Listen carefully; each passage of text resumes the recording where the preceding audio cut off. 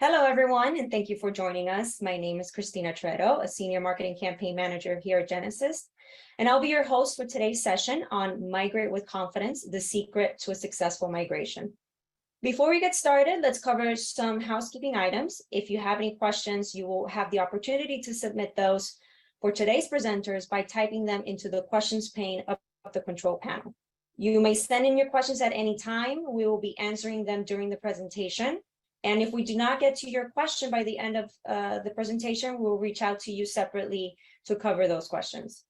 Our Genesis speakers for today are Deanna Rufat, Director of Professional Services, Nico Van Eisen, Senior Director of Professional Services, and we also have Jonathan Wilford, our Implementation Delivery Manager. So with that said, I'll pass it over to our presenters, and Deanna, the floor is yours. All right. Thanks, Christina, and thanks to all of you who have joined today. Nico and I are going to walk through our proven migration methodology, some best practices for a migration, and then we'll touch on interim steps that can get you to the cloud quickly. Jonathan will then do a demo of a migration to our Genesis Cloud CX platform using our automation tools. So let's get started. Our Genesis prescriptive migration methodology is a proven approach designed to smooth your transition and achieve your desired outcomes. We want this migration to be at your pace and with the right deployment model for you. To Genesis, your migration isn't just a project or a transaction. It's a relationship that we take together. And on this journey, we'll follow a simple plan: envision, define, migrate, and achieve. Step one is envision, which is all about discovery of your current environment and your customer experience vision and goals.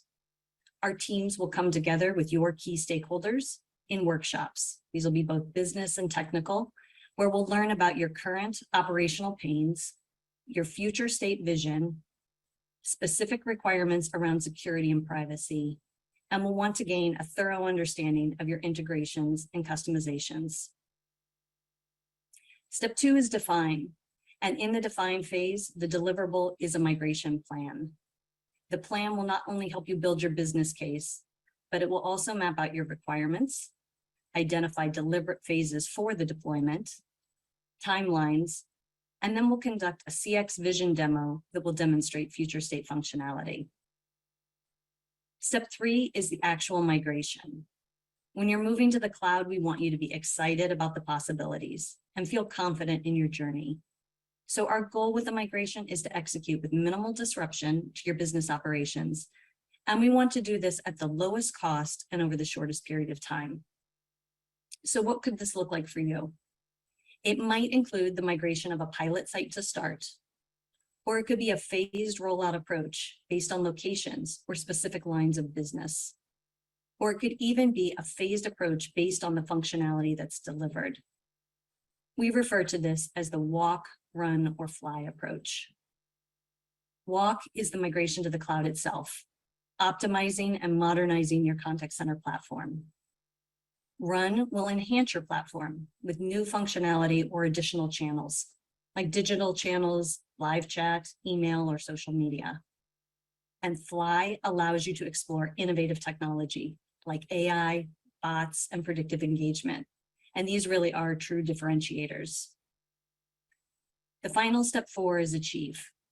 So regardless of the speed in which you choose to migrate, walk, run, or fly, once you're on the cloud, you can take advantage of the agility and the innovation of it and begin to see measurable business value.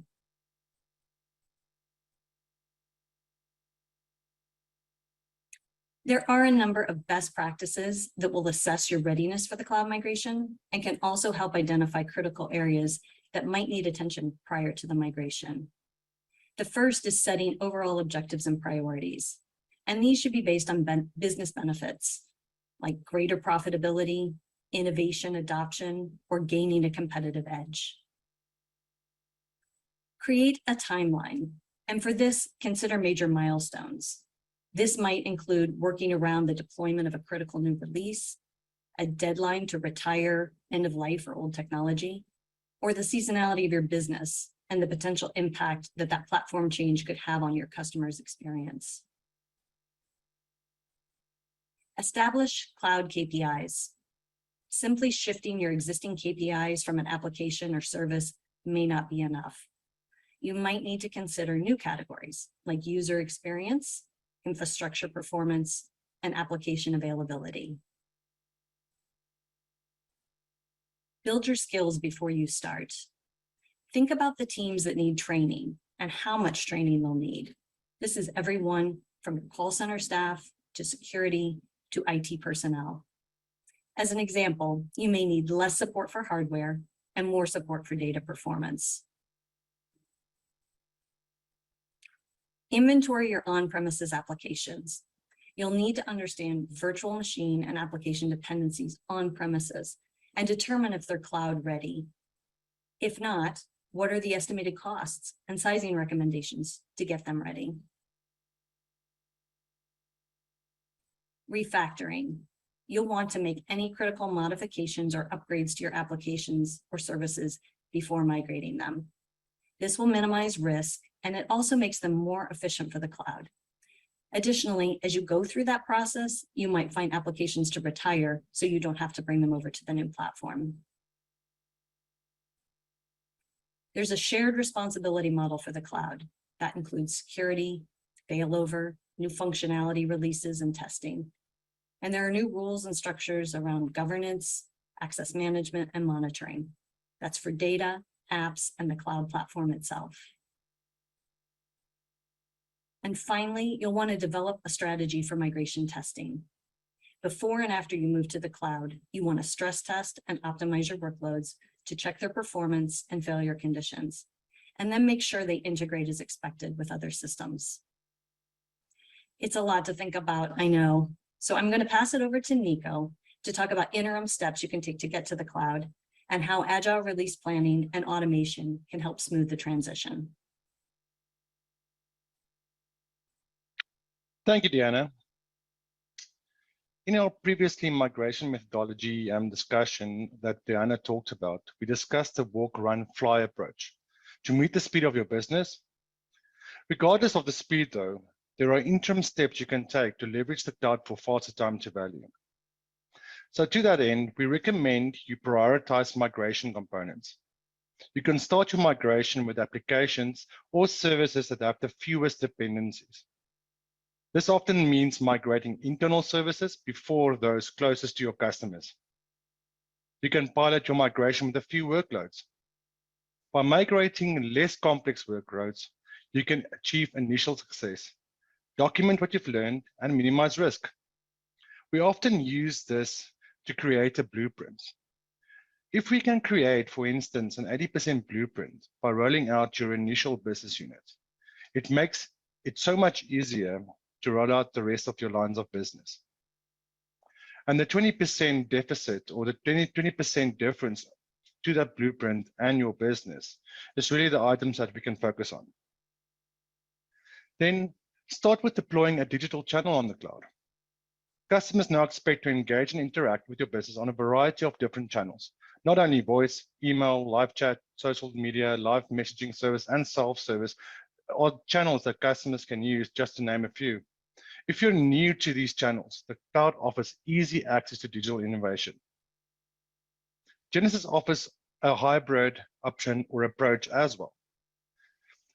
The most simple or the most common option in this environment is standing up your Genesys Cloud or Genesys Cloud environment of choice, while simultaneously keeping your legacy environment. Integration is then accomplished by creating a subtrunk between the two environments. You still use your IVR or self-service applications on your legacy environment, and then transfer the voice call or the interaction through to your new Genesys Cloud environment with context, which means that any information that's been gathered in the self-service application or IVR can then still be used for backend integrations and for data dips.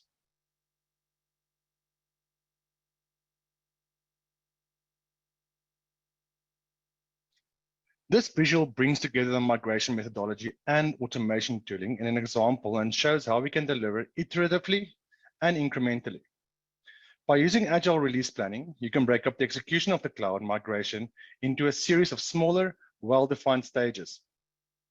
Agile gets you to the cloud at the pace you want and gives you access to the product after each sprint so that you can test, learn, fix, and improve with each development cycle. Additionally, in this visual, you can see our automation tools for extraction, transformation, and import to the cloud are used throughout the phase migration process. In this example, you see a pilot that includes the initial cloud setup with basic voice, basic IVR, and reporting capabilities. But in this phase, and we also refer to this phase as phase 0, in tandem or at the same time, we also do discovery and design, very much what Deanna talked about a little bit earlier, where we really envision the environment, how it will look like in the future, and what that will cover from a premise perspective. We look at your network and telco provisioning, look at your cloud infrastructure, and define that, what that would be, and then also start training your super and end users. Value validation or UAT is also very important in this phase.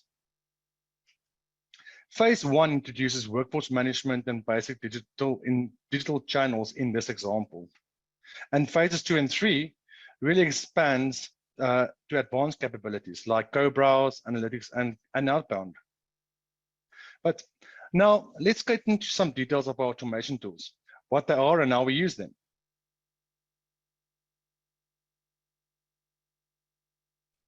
So let's start with the Migration Insights Report. What is the Migration Insights Report? The Migration Insights Report is an extraction of your current premise configuration, high level. We match that to your license entitlement or configuration. We upload this to our reporting portal. This then creates a report where we map your current premise licensing and functionality to Genesis Cloud functionality, but also your business cases and your use cases around that. It makes a recommendation of the Genesis Cloud licensing that you would require, but always also highlights any gaps or improvements that you will find in the cloud. Together with gaps and improvements, it also makes a recommendation of possible workarounds and other applications that can follow your business need. This is a great tool for looking and giving customers a feel of how their configuration and how complex the configuration is on-premise today. The second tool is Genesis Accelerator. A little bit of history. We originally create Genesis Accelerator to really do rapid engaged premise deployments. We soon realized that the backend was already there. Let's use the same tool and build in an ETL process or a migration workflow, if you will. This tool has the ability to consume configuration from our premise platforms, Engage Premise and PureConnect Premise, as well as PureConnect Cloud for that matter, ETL the information, so transform the information or configuration into an importable format for Genesis Cloud. We then go and validate the information with our customer. You don't want to migrate any old or unused information like old users, old queues, etc. Remove that, and then we create a deployment package. That deployment package is then used by tool number 3, which is Genesis Cloud Ignite. Genesis Cloud Ignite is a lightweight web-based application that we created that integrates directly to Genesis Cloud APIs. Was originally created for for rapid Genesis Cloud environment stand-ups. It really came into its own during the beginning of COVID, where we had to stand up our customers in the cloud and working from home within 48 hours. Now, from a migration perspective, we can then use the deployment package created in Genesis Accelerator and upload all of that configuration with Genesis Cloud Ignite into your Genesis Cloud CX org in bulk. That is also checked for errors, but it gives you a very good start to configure your Genesis Cloud environment. It's also a very good tool for greenfields deployment. This brings me to tool number 4, Whiteboard. Whiteboard is the visualization tool of choice used by professional teams in the field today. This is used for greenfield implementations to design customers' user experience, in other words, their IVR and flows. But we can also import composer-created GIA, PureConnect attendant flows into whiteboard as well. So we've got code generators that takes the exports from the prem environment and then imports that into whiteboard. This gives us the ability to present this back to our customers, show them what was done before, how was the flows accomplished, how was backend integration accomplished, and how that needs to change in your new world. I have to mention in this environment and in this scenario as well, that a lot of our customers do talk about they want what they have today on-prem, they want the same in the cloud. However, 90% of the time, or most of the time, we find that our customers want to use this opportunity to transform themselves or rebrand themselves, really redesigning that user experience to be empathetic and to be of the most value to their business outcomes. Once the customer is bought in, once the customer has seen how they've done their flows before, and we've designed the appropriate equivalent design that will be used in Genesys Cloud Architect, we create the functional design specification, which this tool also automatically generates for sign-off by our customers. It also creates, auto-creates user test cases to test the flows. And once there, we then take that code and we push that via code generator directly into Genesys Cloud Architect, or at least the block structure outflow of your flow. Yes, there are still some manual pieces that needs to be completed specific to Genesys Cloud. However, we see this as a huge time saver, and it lessens the effort quite significantly. Now with that, let me hand you over to Jonathan, who's going to take us through a live demo of these tools in action and demonstrate a Peer Connect to Genesys Cloud migration. Yes, we are using Peer Connect as an example here. I just need to mention also that this can also use the same kind of extraction process can be used with Peer Engaged premise as well. Take it away, Jonathan. Thank you, Nico. So as you said, I'm going to walk everyone through a migration. Start with the technical tools that we just outlined from Pure Connect. So we're going to go through the steps that are outlined on the screen here. We're going to start off by extracting the data, the existing configuration from Pure Connect, from the premise environment. We're going to review that and verify that with the customer. And then we're going to have that manipulated into the appropriate form to be able to import directly into Genesys Cloud CX using our tools.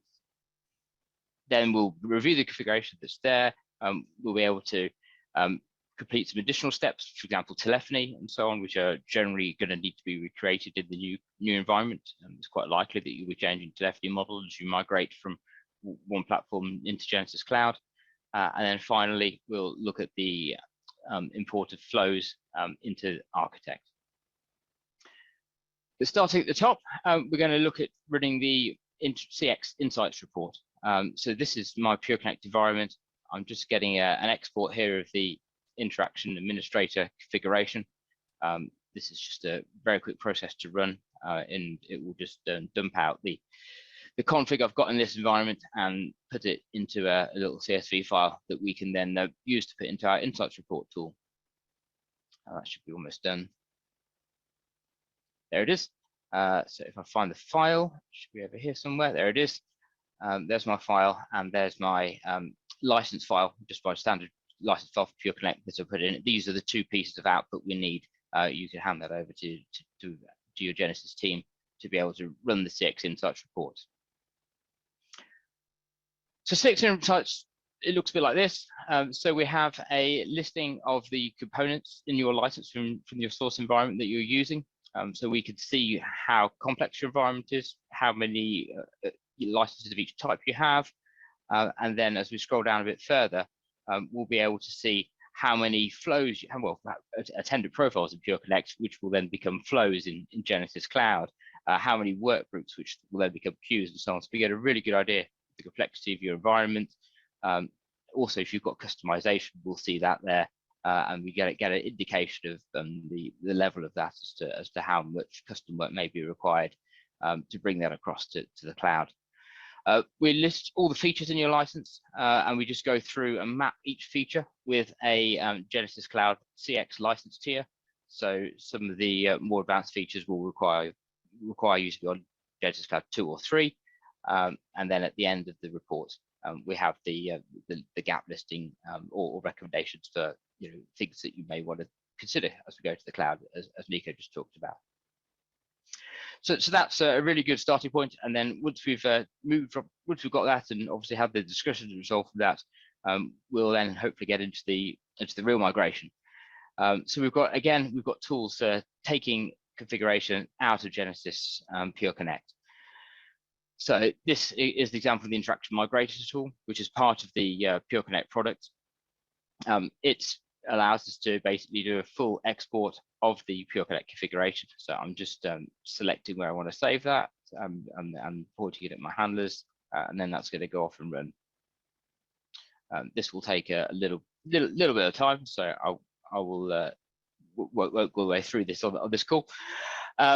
But basically, this is now building out basically a big, we have fairly sizable file, depending on how many, how complex your configuration is, how many, because all your user prompts and all those resource files will end up in here as well.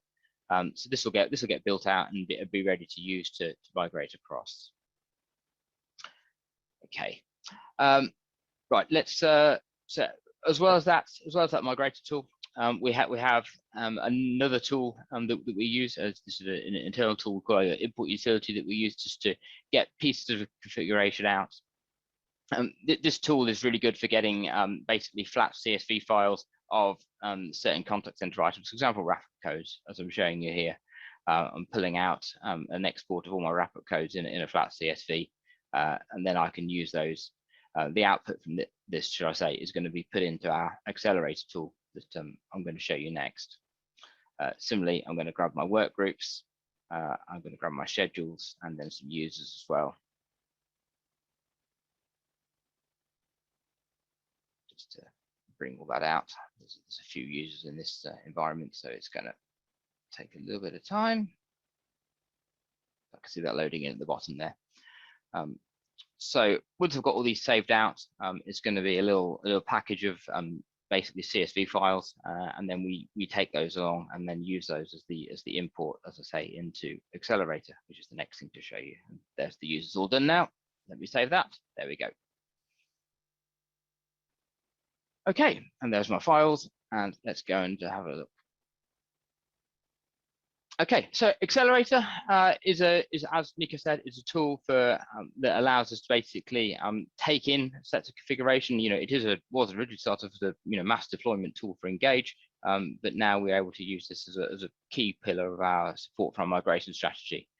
I just need to do a few preliminary things here to set up the project, and then this will allow me to import the basically the file as I've just seen it come across out of the tool on Pure Connect.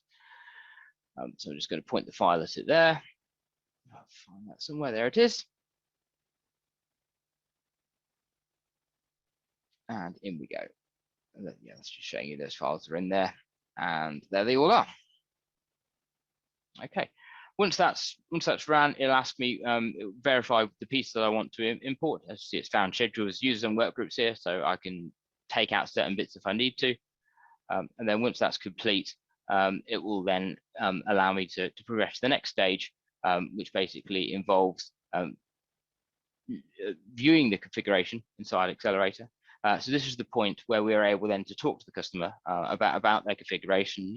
They may have users that are not there anymore. That they may have skills that they've accrued over the years. Some of them are defunct and so on. Queues that they're not using, for example. So we can try and obviously make sure, do a real quality check on the configuration to make sure that we're only migrating the appropriate pieces through. So there's my list of users, and I can see my skills, and then I can see my other elements here as well. So these pieces come in from my export file. Once this is done, we get the configuration validated, and then basically that just allows a bit of checking within Accelerator tool, so that everything lines up, so that the skills that have been set, for example, exist. And then once we're all happy with that, we can go ahead and we can create a deployment package from it here. So if I click that, that will then now allow me to save my configuration from Accelerator out into a zip file. And then this now is ready for the next stage of the process, which is Ignite. There it is.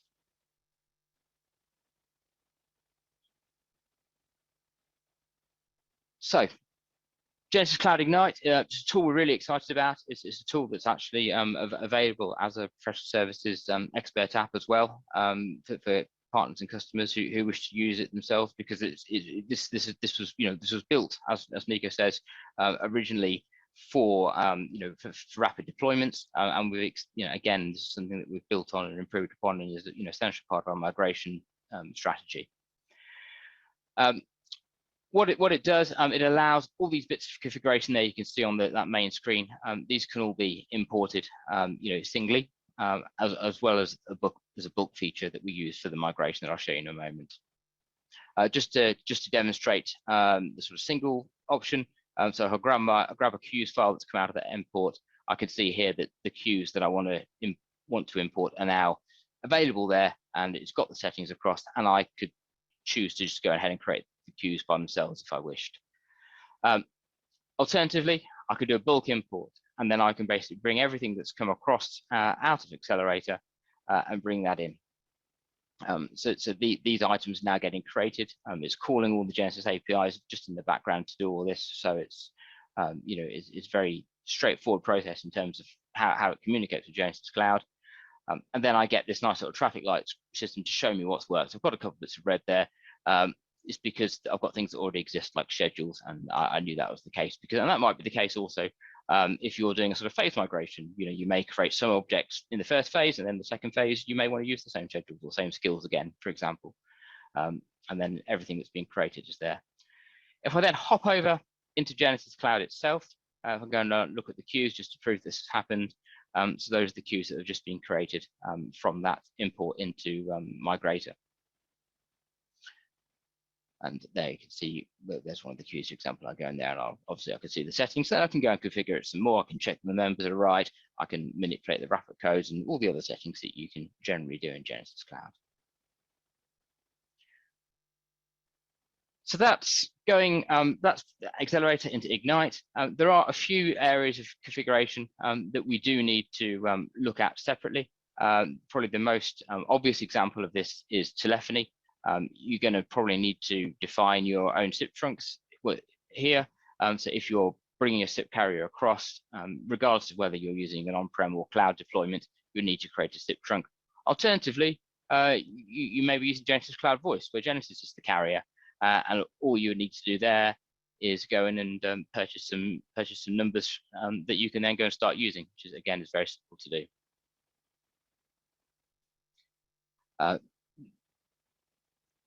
There may be a few other things that you need to check as you move in. For example, another thing that probably you'll need to set up again, because this is just a completely different way of doing things. Genesis Cloud, things like your integrations, your data actions, your web service requests, for example. These will need to get defined in Genesis Cloud because this is not something that's readily necessarily transportable. And again, the architecture is likely to be potentially slightly different when you're from your existing on-prem to when you start talking to in the cloud. Finally, the other element I wanted to show you is flows and getting call flows into Architect. So again, we've got a series of tools here that I'm just going to sort of show you fairly fleetingly to get through this process. So I'm starting here with a call flow as it exists in Pure Connect Attendant. So this is just a fairly straightforward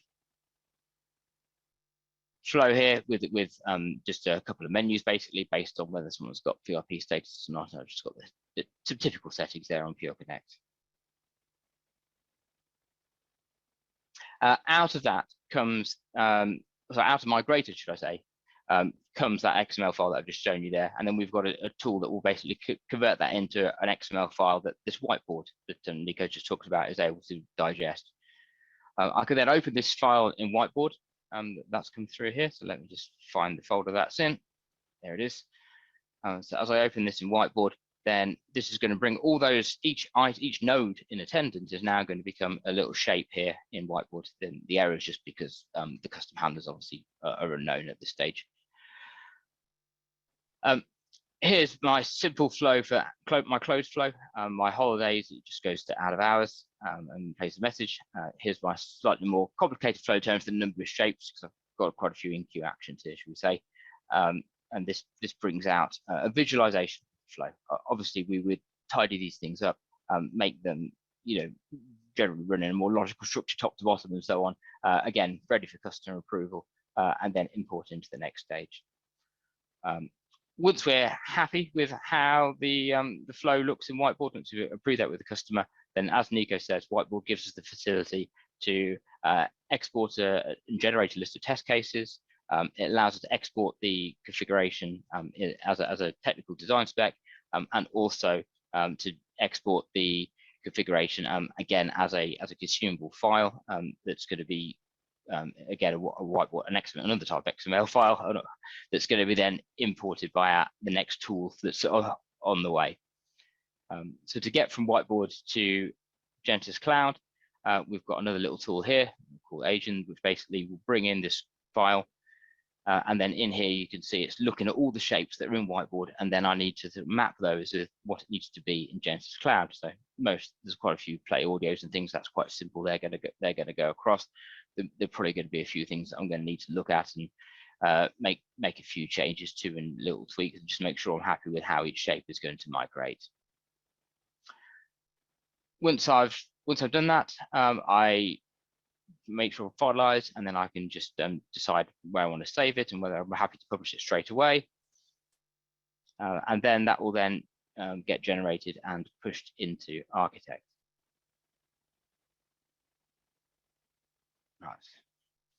Right. So the final result is that I want to go into Architect, and then I'll have a call flow that's been generated by those utilities. As you can see, there's a few validation errors there. As Nico says, there's things that we need to go and tidy up. So there's some pre and failed transfer audios that need to be added there to complete the loop for some of those ATD transfers. But the general block structure is there, and even on a much more complex flow than the one I've been trying to show you, you've still got that.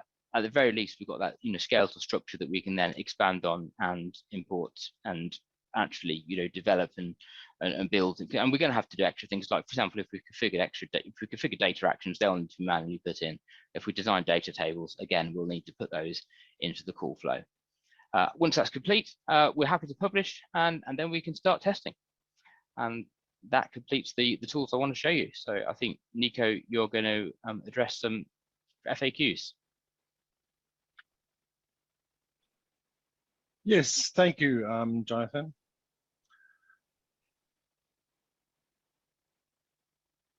So let's talk about some frequently asked questions by our customers in the field today. These are not all the questions, but I think these are some of the main questions that's asked. So let's start with, what happens to historical reporting data and recordings from the premise environment? Now, as we know, you don't have the ability to import historical data from your premise environment as well as recordings into Genesys Cloud. This is really due to platform differences and the way that Genesys Cloud has been architected. However, our customers do have options around this. A lot of our customers opt to keep their premise database and perhaps export the data to the data lake, which means they can also go and export their recordings in a playable format. And then they can use the data in the data lake to go and search for recordings. And because you have the unique identifier for that recording, you can go and search, go and find that recording in the location that's been stored, and then play it back with normal playback tools. But this is not very efficient, right? It's a manual process. And to detect that kind of issue, the manual process, we've also released 2 additional products as Genesys. The first one is Genesys Analytics as a Service, or A3S for short. This tool or this service is a hosted database based in AWS, which allows us to export historical data and import that into a cloud structured database. It also comes with some canned reports and almost the same or very similar data structure that you have today for your on-premise environment. So it's very easy change for our customers. They can still do their queries the way that they've done it before, and they also have very similar reports to run. The second tool is Genesis Recording as a Service, or R2S for short. Very similar to A3S, also based on the same principles, also based on a structured database hosted in the cloud, with the difference being that we can also export recordings to the cloud as well. That will then create, R2S will then create or has an interface that allows you to search and play back those recordings. It can also be secured up to the transaction level. So you can create certain users with access, for instance, for BPOs out there. So your outsourcing partner doesn't necessarily have to log into your specific Genesis Cloud instance. They can log onto this and play back their recordings. And then, of course, there are additional vendors and App Foundry that provides very similar functionality that you can go ahead and have a look at.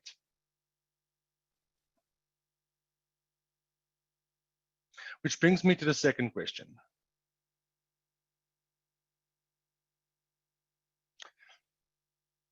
Will a custom desktop work on Genesis Cloud CX? The short answer is yes. Not the same custom desktop that you have today on premise. Yes, you'll have to recreate this with the latest integration methods available with Genesis Cloud using the APIs and RESTful-based web services. But as Genesis, we can assist our customers to create the desktop of their choice. Customers also has the option, especially if they have backend systems and CRM systems, to use the provided or the available embeddable framework that comes with Genesis Cloud to easily insert or embed CTI applications and functionality into your backend system. Another question is, how will desktop integrations with backend systems be handled in Genesis Cloud CX? Now, Genesis comes with, or Genesis Cloud CX has standard CTI adapters like adapters for Salesforce.com, Zendesk. There are plugins for Chrome and Firefox and more. But in addition, we have App Foundry partners that have developed packaged integrations to other CRM systems that we don't cover within Genesis. And these cover systems like Microsoft Dynamics, Oracle, SAP, etc. And then again, alternatively, our customers can use the embeddable framework to integrate into the backend systems utilizing the Genesis Cloud API. And then the last question that I'll cover today is, how will complex call flows, backend data depths, and integrations be handled in Genesis Cloud CX? So, looking at the tools that we've demonstrated, we can export your current flows and import those into a visualization tool. We can use that to then assess your flows and your backend integrations and ensure that we modify and modernize it in such a way that is compatible with Genesis Cloud CX. From an import perspective, we can visualize IRD, Composer, peer connected tenant flows. And from there, as Jonathan demonstrated, we can save that in an XML format. We soon to be available, we'll also be able to push some call flow block structures into Designer for multi-cloud as well. Now, as Deanna mentioned, a lot of the migration, our customers choose to transform. So at this stage, when we visualize all the flows that's available or customers had up to date, customers now have that ability to transform and really modernize, standardize, and simplify their flows, which really leads to a successful migration. Thank you. All right, well, that concludes our presentation for today. I'd like to thank our attendees for being here with us, and our presenters for such a great and informative presentation. We've been answering questions in the background, so just a quick reminder that if we didn't get to your question, we'll reach out to you separately, and everyone attending this session will receive the recording for this webinar in the next few business days. So with that, thank you all again for joining us, and have a great rest of your day.